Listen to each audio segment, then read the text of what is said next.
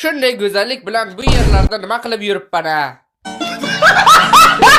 Endi qishloqida mahoratini ko'ramiz, qanchalik zo'r elitrada ucholarkan. Nega o'zi buni elitr deyapman? Buni qanotlar deyish kerak. O'zbekchasiga gapirish kerak. Ha, o'zbekman. Bu qizil jundan qo'yib chiqamiz. Ha, jun. Juda ham g'alati eshitiladi-ya.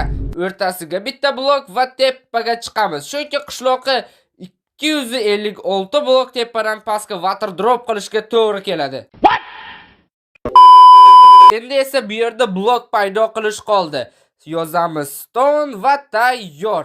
Endi esa buni atrofiga olmos bloklar, burchaklariga ham olmosimiz ko'p, ishlataveramizda. Bu yerga sandiq, sandiqda esa paqir water drop uchun. Menimcha tushundinglar. Atrofiga esa yana qizil jundan qo'yib chiqamiz. Va meni o'zim bir marta water drop qilib ko'raychi. 1-2-3 men uddalayman. Qanaysan do'stim?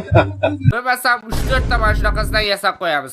Qishloqqa hech bo'lmasa birontasiga tusha olsa, bemalol bu xonadan chiqib ketadi. To'g'ri aytasan qishloqqa. Xo'sh qishloqqa endi ha, seni bittadan o'xshamaydi. Sen botsan-da barmish.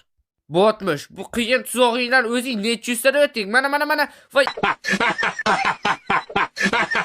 Jim tur, jim. Hozir men o'zim sakrab turib, kung fu usullarini qo'llab, qayiqni qo'yib, hattoki baliq ham ovlayman kerak bo'lmasa ham. Va! Chunki meni ham IQ'm baland. Mana bunday sekingina o't, nega bu safar sekin tushyapti?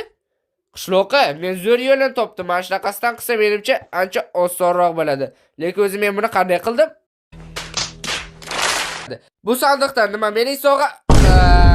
Qishloqqa bu men uchun umuman olganda sovg'a ham emas. Nima men senga shuncha san'at asarini sovg'a qilyapman, sen esa xafasan, yarramas.